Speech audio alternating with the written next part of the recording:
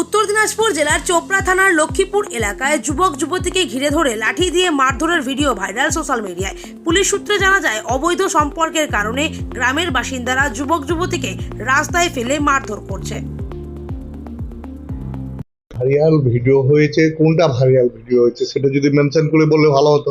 একটা ভিডিও দেখাচ্ছি, একজন লোক একজন মহিলা পুলিশকে বেধড়ক মারধর করেছে।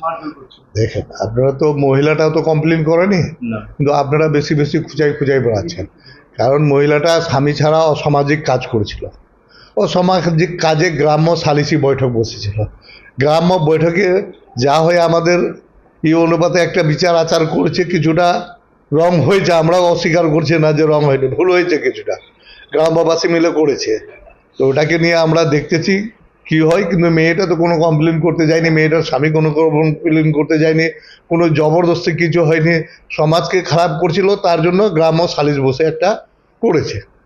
তো এটা যেটা করেছে এটা একটু বেশি বেশি করে দিয়েছে। এটা নিয়ে আমরাও খুব দুঃখিত। এটা নিয়ে আমরাও যে দিক দিয়ে হয় আর আগামীতে যা থেকে না হয় এই ধরনের আমরাও চেষ্টা করি। জেসিপি বা তাজিমুল কি আপনাদের দলের লোক?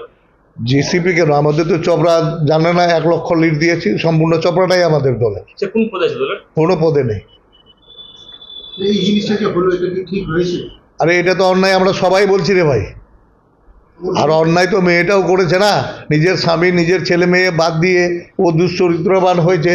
এখন তো একটা আমাদের মুসলিম কাস্টের সামাজিক আচার বিচার হয়ে থাকে, কিন্তু বিচারটা যেইভাবে হওয়ার কথা ছিল তা না হয়ে বিচারটা বেশি বেশি হয়ে গেছে। এটা নিয়ে আমরাও ওখানকার গ্রামবাসীকে বকাবকি করছি, বা আইনি যা ব্যবস্থা হয় সেটা করবে। আপনার দল থেকে দল ধরে কোনো ব্যবস্থা নেবেন? আমাদের দলের কোনো মেম্বার হলে, কোনো প্রধান হলে আমরা ব্যবস্থা সঙ্গে সঙ্গে নিতাম।